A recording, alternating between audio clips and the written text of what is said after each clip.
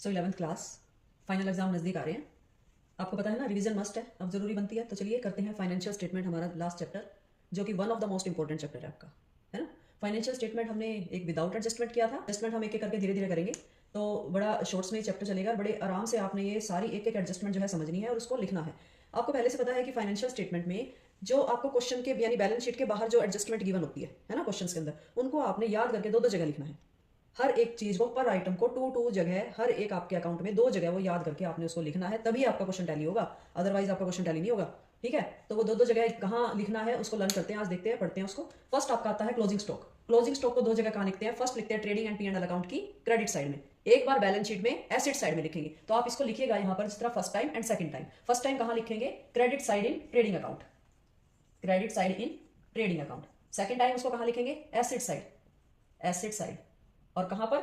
Balance sheet में। इस तरह से आपने 1 एंड 2 करके दो दो बार उसको लिखना है। सेकंड आपका क्या आता है? Outstanding expenses. आउटस्टैंडिंग एक्सपेंसेस वो होते हैं वो एक्सपेंस जो अभी आपने पे नहीं किए हैं, ड्यू हो चुके हैं बट पे नहीं किए हैं, कहाँ आएगा? लेकिन देखिए, इसको आपको दोनों करने के लिए आपको क्या करना पड़ेगा? रिलेटेड अकाउंट को समझना पड़ेगा। रिलेटेड अकाउंट क्या है कि आउटस्टैंडिंग एक्सपेंस जिसके भी ऊपर हो उसमें आपने ऐड कर देना है। मैंने एक एग्जांपल सैलरी का लिया है, जैसे सैलरी एक एक्सपेंस है तो सैलरी अकाउंट रिलेटेड अकाउंट है, तो जो सैलरी की जगह कमीशन भी हो सकता है, रेंट भी हो सकता है, वेजेस भी हो सकता है, कुछ भी हो सकता है। तो जो भी हो और आउटस्टैंडिंग सैलरी जिसके ऊपर भी हो उसी में ऐड कर देना, जहां भी लिखा हो वो, चाहे ट्रेडिंग में चाहे पीएनएल में कहीं भी लिखा हो उसमें ऐड कर देना। अगर आउटस्टैंडिंग चीज आती है तो, जैसे सैलरी है और आउटस्टैंडिंग सैलरी दे रखी है आपको एडजस्टमेंट में, तो सैलरी के अंदर ऐड कर देंगे आउटस्टैंडिंग सैलरी, और बैलेंस शीट में लाइबिलिटी साइड में लिख देंगे। हो गई दो जगह, तो इसको लिखो फर्स्ट कहां, सेकंड कहां। फर्स्ट कहां करेंगे हम इसको?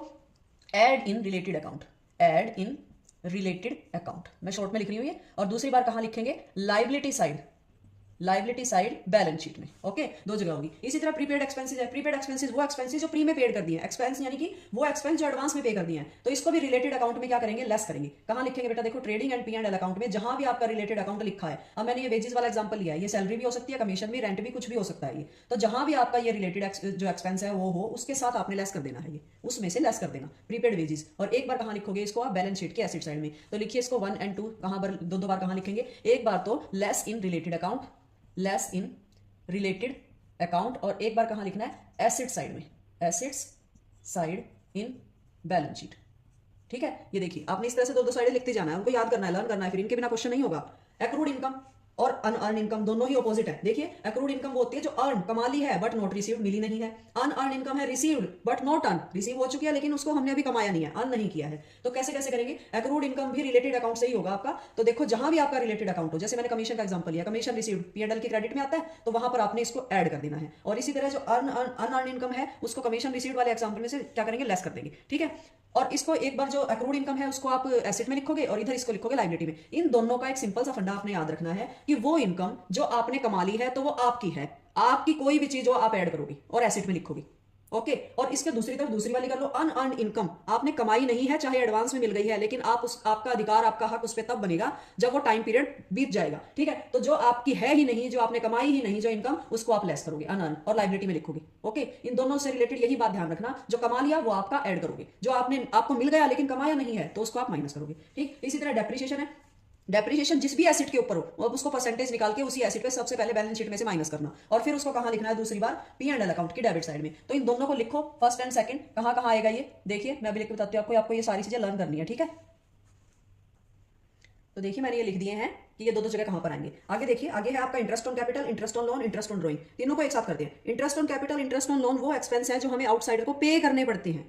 पे मीन्स ये दोनों भरने पड़ते हैं, अपनी जेब से जाते हैं, तो इसीलिए दोनों एक्सपेंस है। और दोनों क्योंकि एक्सपेंस है तो डेबिट ऑन एक्सपेंसेस बोलते हैं ना हम, तो ये हमें पी एंड एल अकाउंट की दोनों साइड डेबिट में लिखने।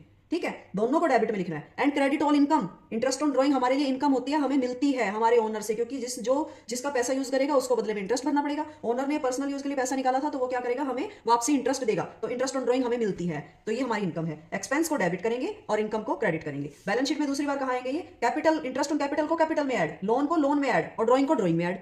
सिंपल है ना, बिल्कुल। तो देखो इसको लिखो, कहां कहां लिखेंगे? पहले इंटरेस्ट ऑन कैपिटल को कहां लिखेंगे? Debit in P and L account, एक बार। दूसरी बार कहां लिखेंगे? Add in capital, add in capital, इसको भी लिखो इसी तरह सेम, फर्स्ट एंड सेकंड बार इसको लिखेंगे debit in P and L account, and दूसरी बार इसको ऐड इन लोन, लोन है तो लोन में ऐड कर दो, कैपिटल है कैपिटल में ऐड कर दो, ड्रॉइंग है ड्रॉइंग में ऐड कर दो।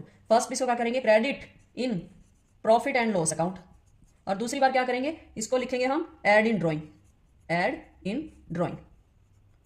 चलिए अगली एडजस्टमेंट की तरफ चलते हैं। ट्रायल बैलेंस के बाहर आपको आउटपुट और इनपुट, ठीक है, आउटपुट सीजीएसटी भी हो सकता है और आउटपुट एसजीएसटी भी हो सकता है, ये आपको गिवन मिलेगा। आईजीएसटी भी हो सकता है। इसी तरह से इनपुट सीजीएसटी और इनपुट एसजीएसटी, ये गिवन मिलेगा आपको, ठीक है। ट्रायल बैलेंस के बार आपने करना क्या है, इसको आपने इसको बैलेंस शीट में लिखना है, दोनों बार 2 टाइम्स लिखना है, दोनों बार आप इसको बैलेंस शीट में लिखोगे। अगर जो आपका net difference output minus input difference output ज़्यादा आता है तो आप इसको लिखोगे बैलेंस शीट की लायबिलिटी साइड में, इस तरह आउटपुट माइनस इनपुट, और इनका नेट डिफरेंस लायबिलिटी साइड में लिखोगे, ठीक है। लेकिन अगर आपका इनपुट ज़्यादा हो जाता है आउटपुट से, अगर डिफरेंस इनका, तो फिर आप बैलेंस शीट में कहाँ लिखोगे, इसको एसेट साइड में लिखोगे। इधर किस तरह से लिखना है, इनपुट माइनस आउटपुट, ये प्रोसीजर है, बस इतना काम करना है और कहीं नहीं आएगा। दोनों बार बैलेंस शीट में ही लिखोगे। अगर आउटपुट ज़्यादा हो जाए तो लायबिलिटी साइड में, इनपुट ज़्यादा हो जाए तो एसेट साइड में, इनका डिफरेंस लिखना है आपने। नेक्स्ट एडजस्टमेंट है आपकी क्या, manager commission. Manager commission, manager commission बिल्कुल एंड में कैलकुलेट करते हैं, नेट प्रॉफिट पे कैलकुलेट करते हैं। कैसे कैलकुलेट करना, आपने इसको 2 जगह कहाँ लिखना है मैनेजर कमीशन को। एक तो जब आप अपना पूरा क्वेश्चन खत्म कर लो और आपका P&L अकाउंट का जब लास्ट में बैलेंसिंग फिगर यानी कि नेट प्रॉफिट आ जाता है, नेट प्रॉफिट निकाल लेते हो ना, पूरा क्वेश्चन जब खत्म कर लेते हो, तो इस नेट प्रॉफिट के ऊपर आपने परसेंटेज मैनेजर कमीशन की कैलकुलेट करनी है, ठीक है। फॉर एग्जांपल ये आपका 10,000 आया नेट प्रॉफिट और आपकी ये परसेंटेज जो है वो कितनी है, 5% है इस पे नेट प्रॉफिट पे। तो इस 10,000 का 5% आप निकाल दोगे, कितना आ जाएगा ये 500। तो ये आपका जो मैनेजर कमीशन है वो किस तरह से लिखोगे आप, P&L अकाउंट के यहाँ पर जो आपने नेट प्रॉफिट निकालना था अब नहीं लिखना, अब आप उसको लिखोगे मैनेजर कमीशन 500 और देन दोबारा से फिर आप टोटल करके फिर से बैलेंसिंग फिगर इसके नीचे निकालोगे और फिर वो आपका नया नेट प्रॉफिट होगा। तो एक बार आपने इसको कहाँ लिखना है, P&L अकाउंट की डेबिट साइड में, फर्स्ट बार कहाँ लिखोगे, P&L अकाउंट की डेबिट साइड में लिखोगे, और सेकंड टाइम इसको कहाँ लिखोगे, आप इसको लायबिलिटी साइड में लिखोगे, बैलेंस शीट की liability side of balance sheet. जैसे बैलेंस शीट आपने बनानी है, बैलेंस शीट की यहाँ पर लायबिलिटी साइड में आपने मैनेजर कमीशन लिखना है, ये 500 जो कैलकुलेट किया था, इसी तरह से जो भी आपका होगा। तो इस तरह से आपकी जो है एडजस्टमेंट होगी, आपने हर एक एडजस्टमेंट को 2 जगह लिखना है, 2 जगह लिखोगे हर एक एडजस्टमेंट को। तो यहाँ तक कि आपकी एडजस्टमेंट हो गई है। अब नेक्स्ट आपकी एडजस्टमेंट हम अगले वीडियो में करेंगे। Okay, thank you.